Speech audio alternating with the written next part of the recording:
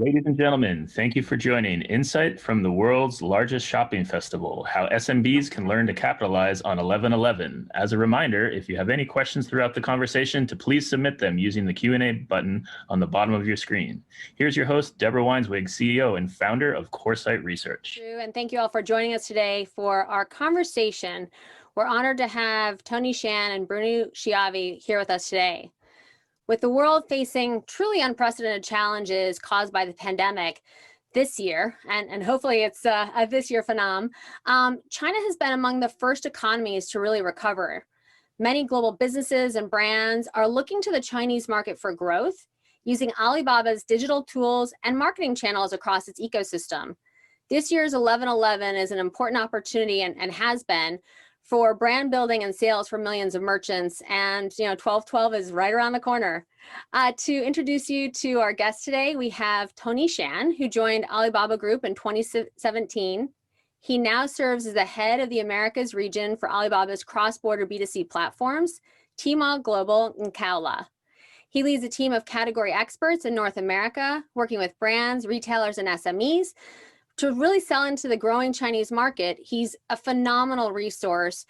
Prior to his work with e-commerce in China, Tony was the merchandising and marketing lead for the apparel and footwear business at Amazon, a subsidiary that opened US commerce sites such as diapers.com and soap.com, so truly an entrepreneur. He also gained global retail tech expertise working at luxury fashion brand Coach in global merchandising and planning. We're excited to have Tony with us here today. We also have Bruno Shiavi. He is the co-founder and president of Uncle Bud's, a collection of natural hemp-infused products. If you haven't tried them, get them while you can. His creativity, sensibility, which is paired with a strong business awareness, has really been the driving force behind his collaborations with some of the world's leading entertainers, Fortune 500 companies, and retailers around the world. He has carved himself a unique position in the retail industry and in the business world with more than $1 billion in worldwide sales. His name has really become synonymous with launching brands with mass market appeal and growing them into international success stories. I mean, we'll hear more today about Double 11, but I've been really impressed to watch him learn, evolve, and truly have unprecedented success from the companies that we've worked with. His ability to open doors for brands at retail and implementing disruptive market tactics, along with razor-focused product offerings, is what makes him a true visionary and leader in this field. And we're excited to have both Bruno and Tony with us today. Thanks for joining us. With that, we'll go ahead and we have a video to show you. How far has Alibaba's 11/11 Global Shopping Festival come in the past dozen years? First year, GMV was $7.6 million. Last year, it was $38.4 billion. But it is so much more than just numbers. From online to offline, Alibaba's dynamic ecosystem is churning faster than ever. To start, Double 11 celebrates shopping. It's an event that aims for consumer engagement and enjoyment. Each year, Alibaba develops new ways to make the shopping experience fun, from live streaming hosted by celebrities to interactive games. Like this year, users can raise a virtual cat to get coupons. These features increase brands' exposures to a wide range of consumers and enable them to introduce new products. Alibaba's B2C platform Tmall attracted over 250,000 international and domestic brands to participate in this Double 11. Once the purchase is made, Alibaba's smart logistics network Tmall rapidly fulfills delivery. Its state-of-the-art robotic smart warehouses powered by IoT technologies can increase efficiency by half.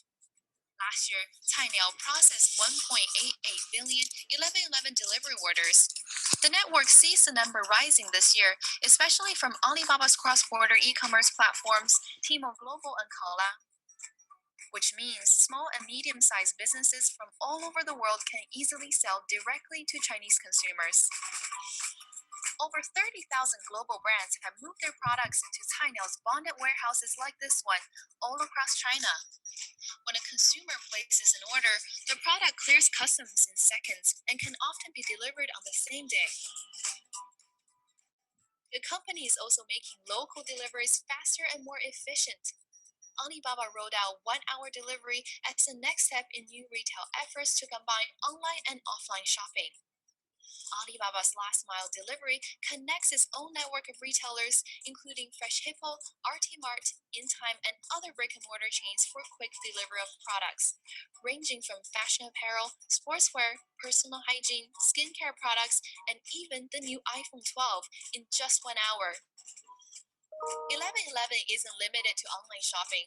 Alibaba helps local service providers like restaurants and bars, cafes and theaters to attract more customers through online sales and coupons. Companies like McDonald's are tapping into Alibaba's affiliate payment app Alipay, and it's giving customers a seamless experience for ordering dining, takeout, and delivery. And finally, none of this would be possible without Alibaba Cloud's robust processing power and world-class technology. The system needs to handle as many as 800 million consumers and counting. The entire digital ecosystem, from Alibaba employees to merchants, are at work to deliver an enjoyable shopping experience for users everywhere.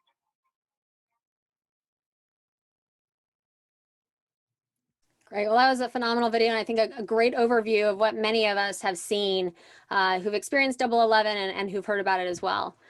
On the next slide, we'll just go through kind of some of the stats that we've seen from this tremendous shopping festival. And this year was truly unprecedented. So, I mean, I'll just throw some, I mean, right, we at Coresight are very data driven, so I'm just going to throw them out there, right? $74.1 billion in sales from the entire festival, which was the 1st to the 11th. We'll talk a little bit later about some of the unique aspects of this year and what Alibaba did to support all of these retailers. Total GMV from US brands, this has been a phenomenal stat, $5.4 billion. And when you think about, right, you know, what we've seen in the US market, this has truly been transformative for many companies. As the video said, right, we have 800 million consumers and counting for this 1111, which truly drove these very strong sales.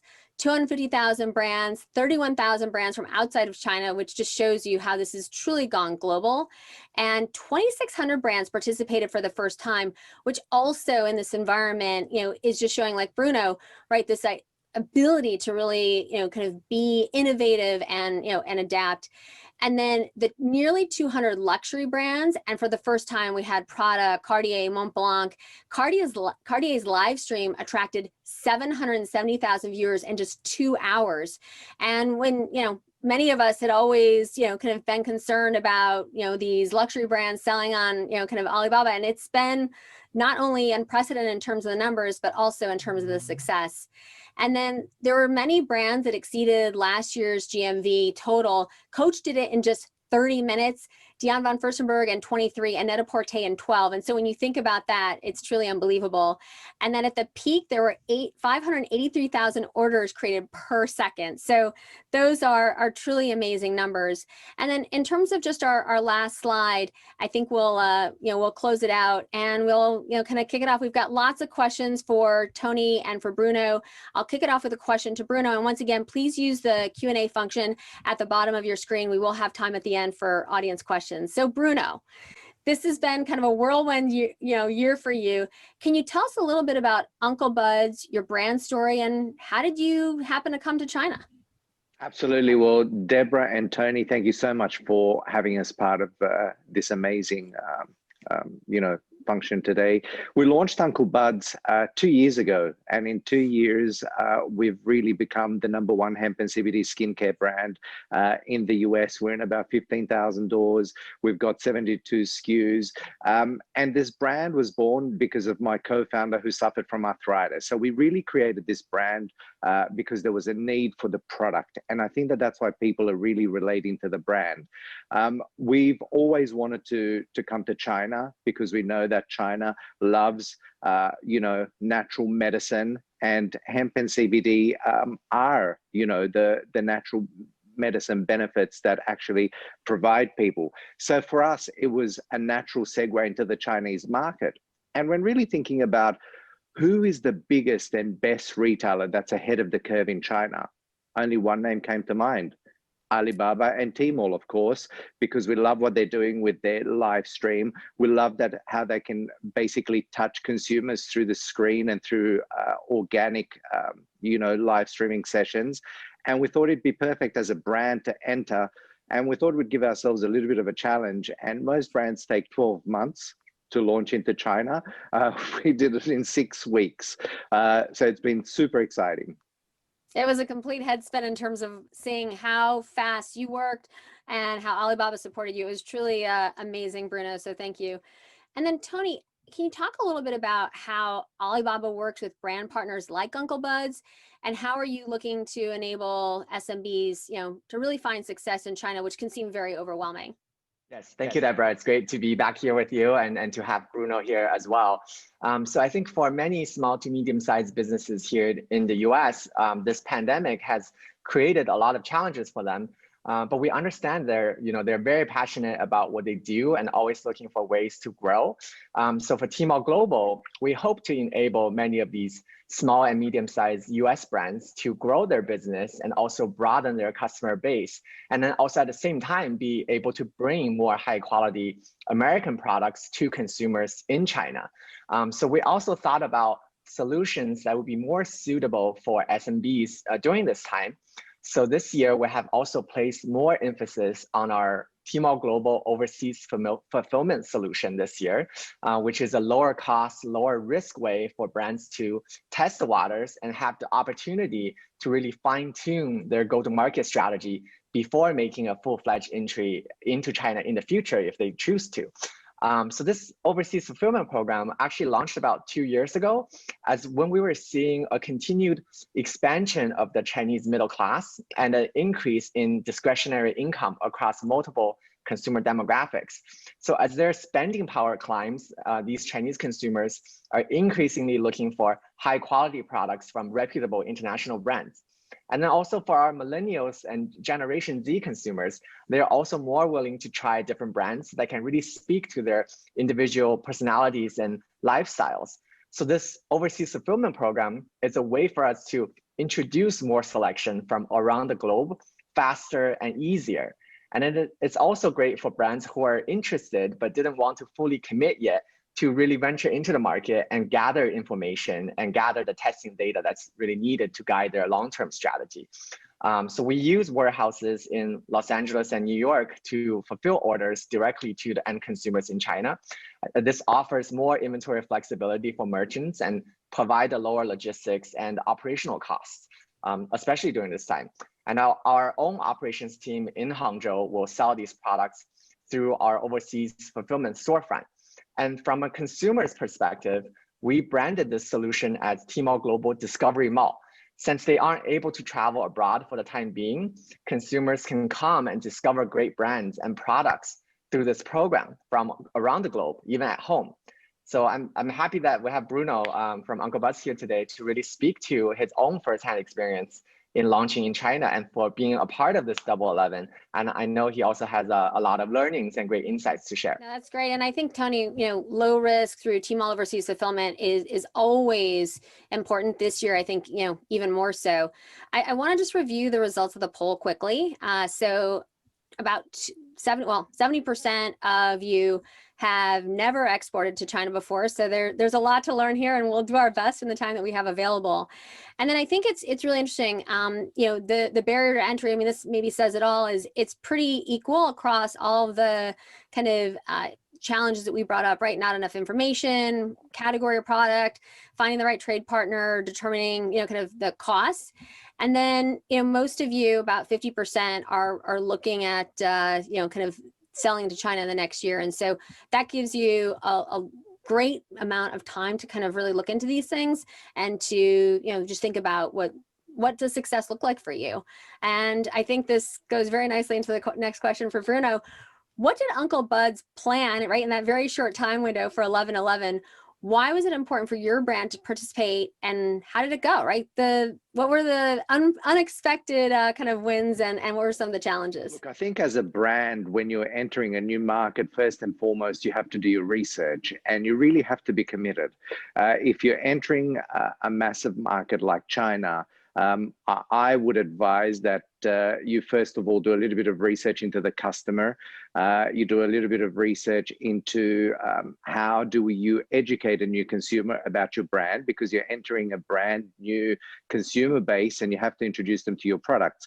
So there are a lot of learnings along the way. You have to be flexible because you're going to make a lot of mistakes, and there are going to be a lot of quick turning points that you have to adapt and adjust. You have to think on your feet, but you have to be committed. You can't go into a new market and really only put half an effort. You have to go above and beyond what you would normally do in your own market, because it's a new territory. It's a new consumer. You have to learn from them. I love all the analytics that Tmall actually provides, because you actually have a lot of insight immediately into what the customer is buying. So something that might be super successful in the US does not necessarily mean that it's going to be successful in China. Again, you have to think that there's a different mentality, there's a different way of shopping, there's a different price structure. All of those things come into play. Education is at the forefront. How do you educate a new consumer? You have to attack it from a lot of different levels, through marketing, through PR, through influencers, and in China they call them KOLs and KOCs. All of those things you have to implement before really launching in China. Find yourself a great strategic partner in China, a great PR agency, because you do need a great PR agency to spread the word about your brand. It's not that daunting, but jump in and do it, because Tmall and Alibaba are great at guiding you throughout the whole process. I have to say that Tony and his team were really helpful in helping us set up our own brand store, Alipay. All of those things that you might take for granted need to happen. But Alibaba and Tmall have a great support team, and really they can make things happen quite quickly. And for a brand like us, and this is what I love about Tmall and Alibaba, is that you can be as big as you want in China. You can devote as many resources as you want in China. If you want China to be your #1 market, that can happen.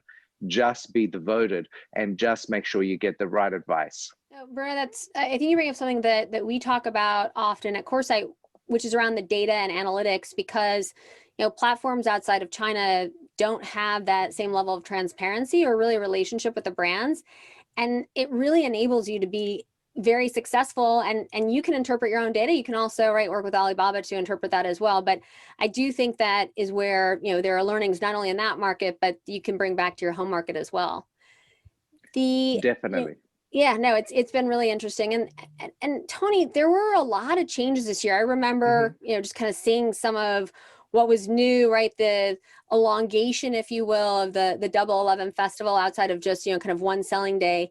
What was new and exciting about the festival besides the $74.1 billion in sales? Double 11 for 2020, it actually started on October 21st this year with a preview period where customers can put down a prepayment to secure the goods that they really want. And then on November 1st, the official shopping festival began with what we call the first wave.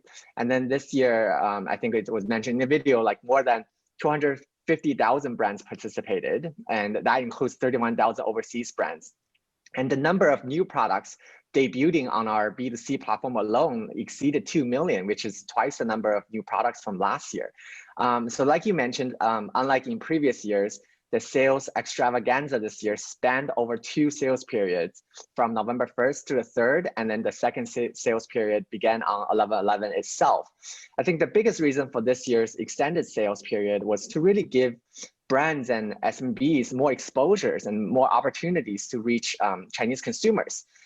As China looks to be closer to the tail end of the coronavirus pandemic, 11/11 was really a major growth driver for merchants. And by having these 2 key sales periods, consumers who bought during the first phase are able to receive their products sooner. And then the extended festival also offered them more time to browse and snatch up great deals, which also meant a better and faster fulfillment experience.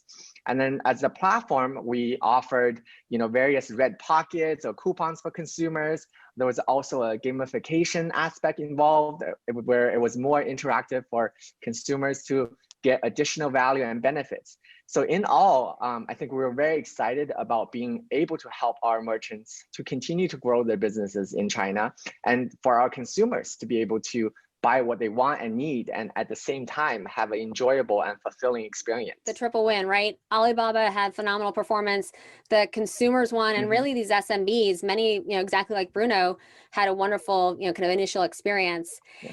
And Bruno, maybe we can talk about, right, what were the tools that you tapped into to drive that experience, to tell your story? You talked about how important PR is, and how does the Alibaba platform enable you to engage with your customers, not only on 11/11, but since then, as you're gearing up for 12/12? It was really interesting because, again, being new to Tmall and Alibaba, we really had to think outside the box, but they can also guide you as a brand in terms of what works well. And one thing that they really wanted us to do was live streaming. So during our launch, we had Magic Johnson do a live stream.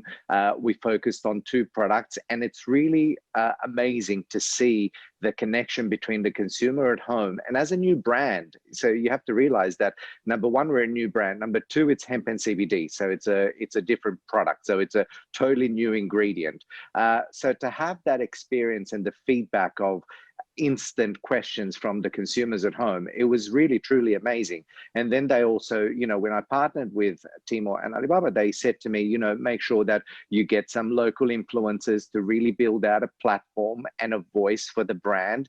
So that way we can educate the consumer. But to us, it's like I mentioned before, it's different layers, from marketing to PR to free gifting to working with Tmall and Alibaba and creating special discount coupons like Tony was mentioning before, and special offers. You have offers that you can create for a particular hour during 11/11. So all those things combined, I think, make for a perfect recipe into achieving great results. And again, we've only learned a fraction because we only launched 6 weeks before Tmall and 11/11 actually went live. So we're super excited about the next phase, and we're going into 12/12, and we've learned from 11/11, and now we're sprinting towards 12/12 and looking forward to everything else that the platform really offers. But the analytics and understanding the customer shopping trend has really changed the ballpark of what we're going to be offering the customers in China. Because what we thought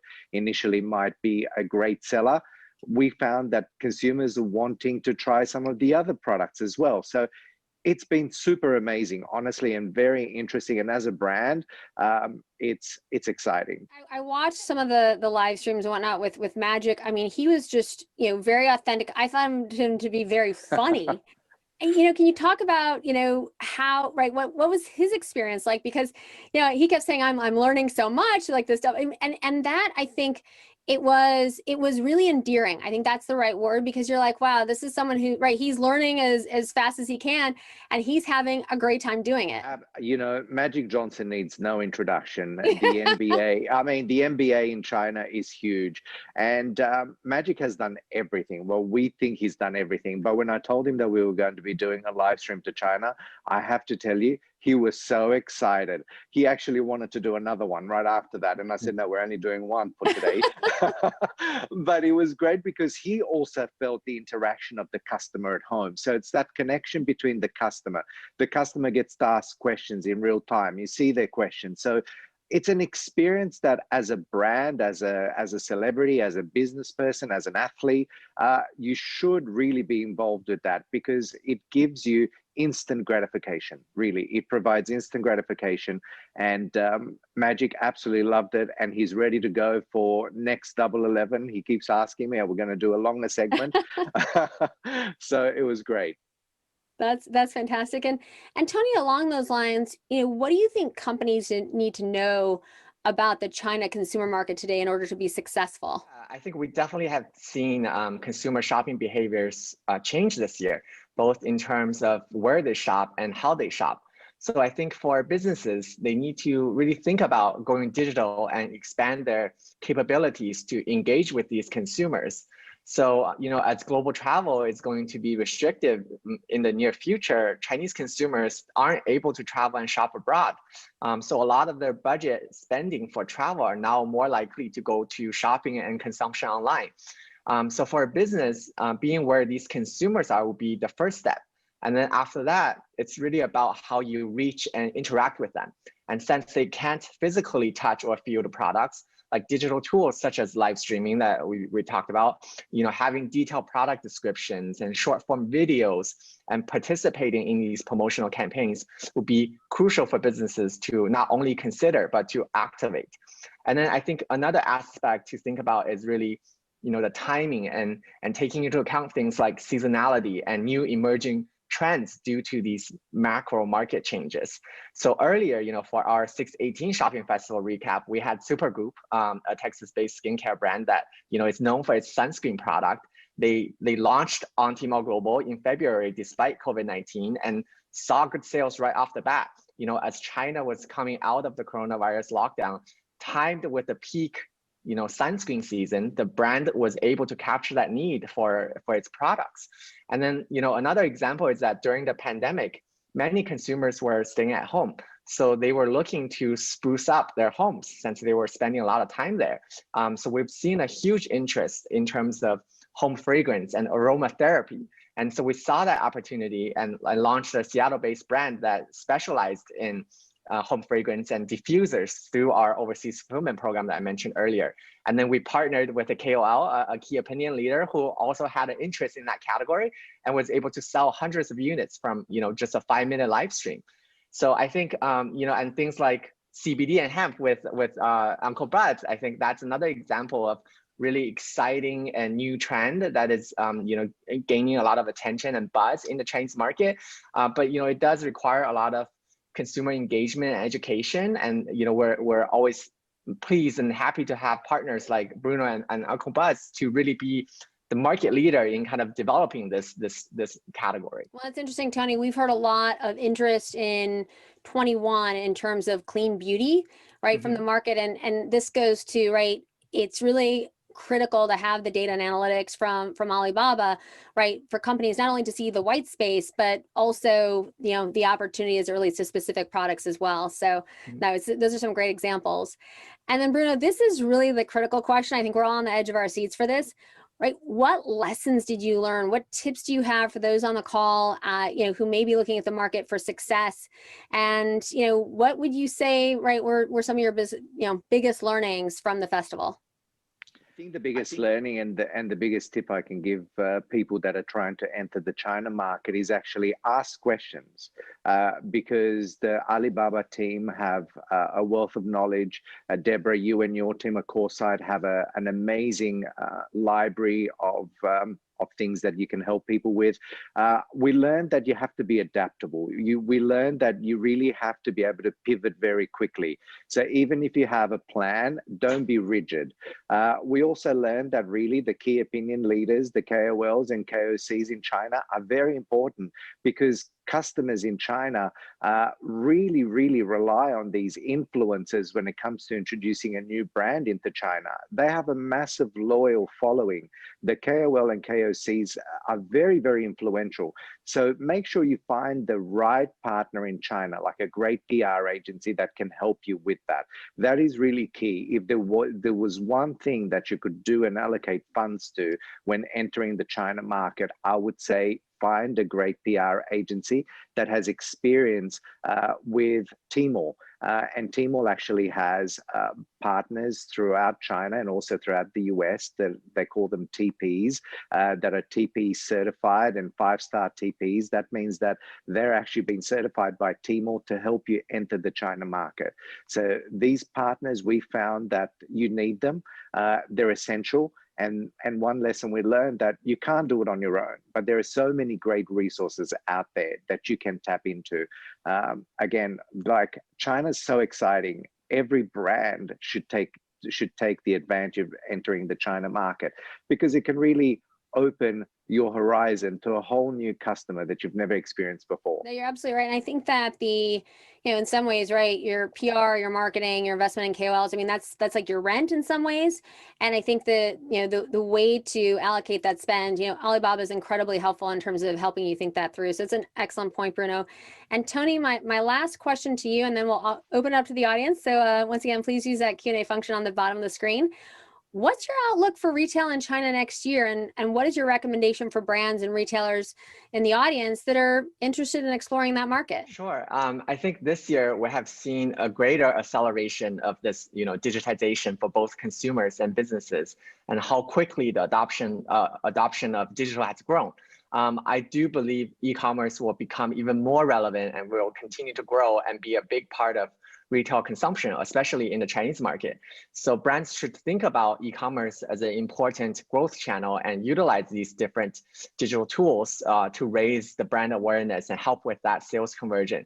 We've been talking a lot about live streaming, it seems for a long time now, but it really just took off in China over the past year or two and, took off fast. And the top tier KOLs are commanding a lot of fans and consumer attention and can almost sell anything. But aside from live streaming, I do want to talk about short form videos as a new shopping channel, which hasn't been talked about a lot about before. I think with the rise of TikTok and Instagram Reels here in the US, there are also counterparts of these types of short form videos platforms in China that are a lot more advanced and have a lot of engaging users. It can be funny, dramatic, lifestyle or scenario driven, very interactive, and brands and influencers alike are really exploring these short form videos as a new way to market themselves and sell their products. So I think as these video platforms are also using personalization to make the content more relevant for the users, the volume and the quality of these short form videos will be important to really keep the attention of the consumers. So we shall see if this format will be fully embraced and utilized in terms of driving brand awareness and sales conversion in the near future. And then I think lastly, for businesses looking to grow globally and to explore the Chinese e-commerce market, my recommendation is, of course, to consider it, but also do the research, get the information from different perspectives and sources, and make sure you find the right partners for a new market entry.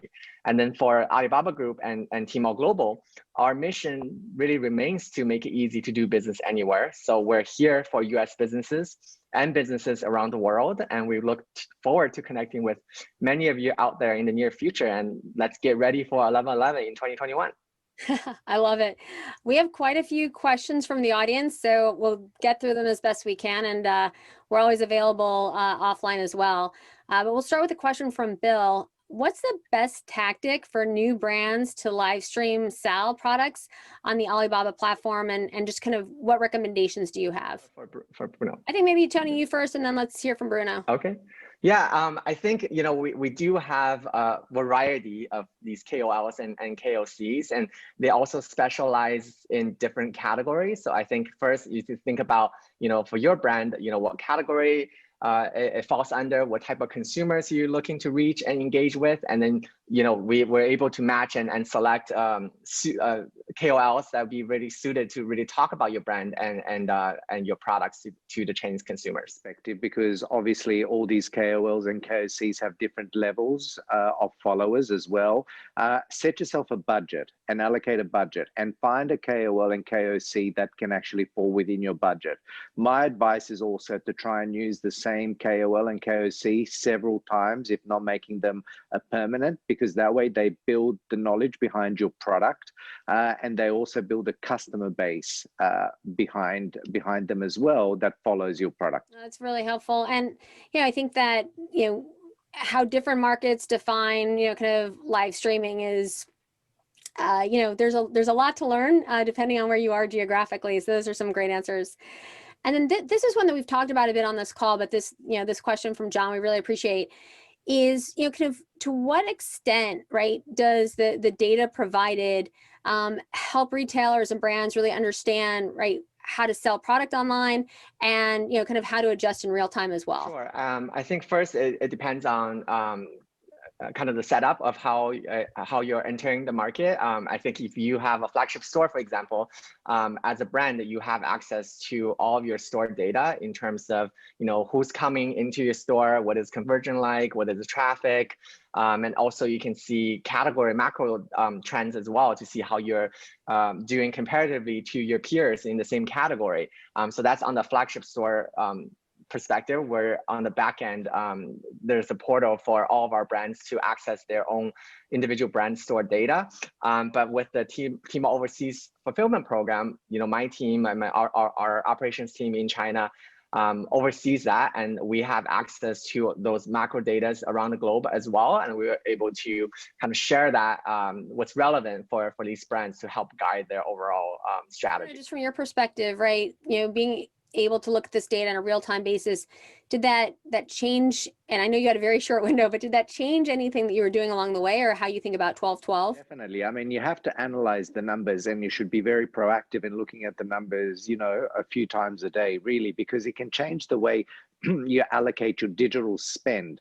So within Tmall, there are different levels of advertising. You can do brand zone advertising, you can do keyword. So really have a look at what the customer is leaning towards, and then really put dollars behind those, implementing those keywords and pushing those keywords, or basically tweaking your digital ad. So it's super important to analyze the data, because the customer at the end of the day is telling you what they're trying and wanting to see more of. That's a great point. And we have a question from Pauline, which this is something that's been on my mind as we're thinking more about sustainability.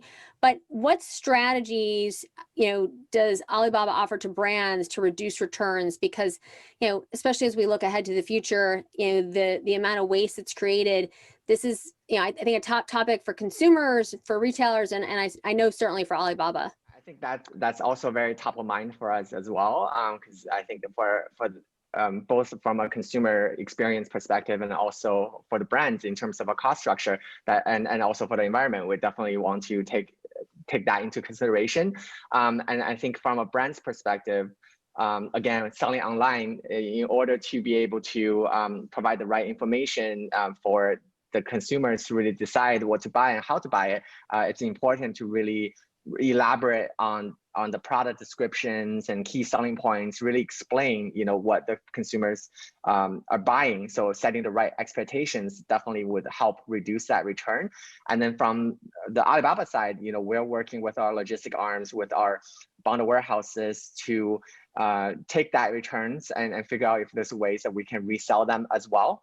So we don't have to, cross ship them to different places around the world, definitely increase the potential waste from that perspective. So we're always optimizing for these type of things, and we have a lot of data that we can utilize to help reduce that. Bruno, what did you see? What was your experience in terms of returns, or what you could do to mitigate returns? As a brand, and especially because you're online, you have to be very specific in the details you offer in your description. Don't gloss over the details. Don't try and fool customers, because it's only going to hurt you in the long run. Be very specific, be very precise, and try and offer as much as you can, because these people are buying a product from you virtually. So even when it comes to scent, try and describe the scent. When it comes to texture, try and be super specific. If as a brand you have brand videos, that actually helps a lot, because you have a little bit more time to show the product almost in a 3D. You want people to almost think that they can touch it.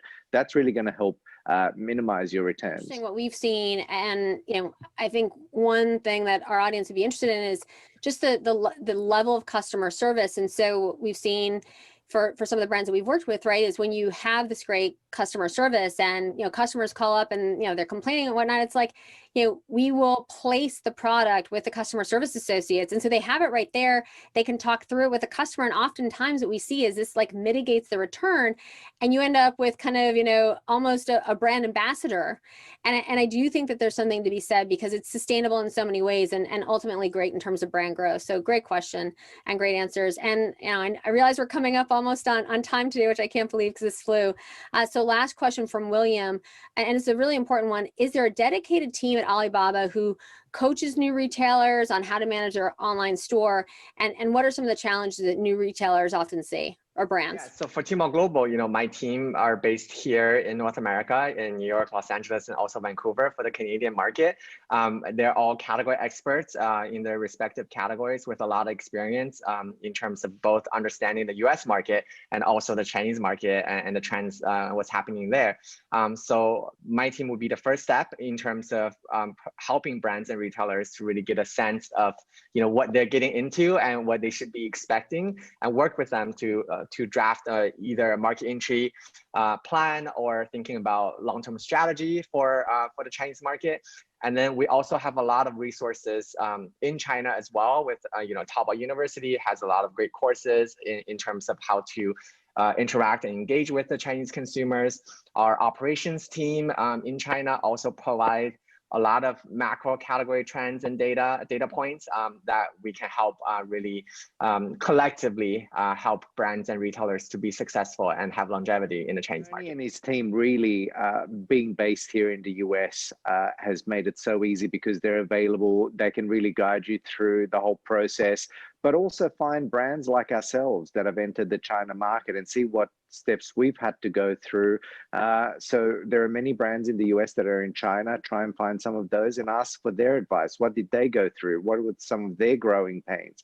And understand it also from a brand's perspective. But really, you're in great hands with Tony and his team, and they've been amazing to work with. Up. I think we've talked about live streaming, data and analytics, right? Support along the way, how important PR is, and working with KOLs and KOCs. Tony and Bruno, there's still so much to learn, so I hope we can find some more time with you. And for those of you on the call, we at Coresight, this is why it was so interesting about the last question that came in. We have a call next week on the 15th at 11 a.m. With a technology platform that mitigates returns here domestically called Newmine. And we also have the former CEO of Valentino, Prada, and Armani on the call with us, Graziano Deboni, and Guy Hipwell, who's the co-founder of Brazilian. So hope you'll join us then to hear about how domestically we're mitigating returns. And once again, keep in mind what we heard from both Bruno and from Tony on that incredibly important topic as it relates to sustainability today. So Bruno and Tony, thank you so much. Thanks to Alibaba. As always, I learned so much. Thank you, guys. Thank you. Thank you.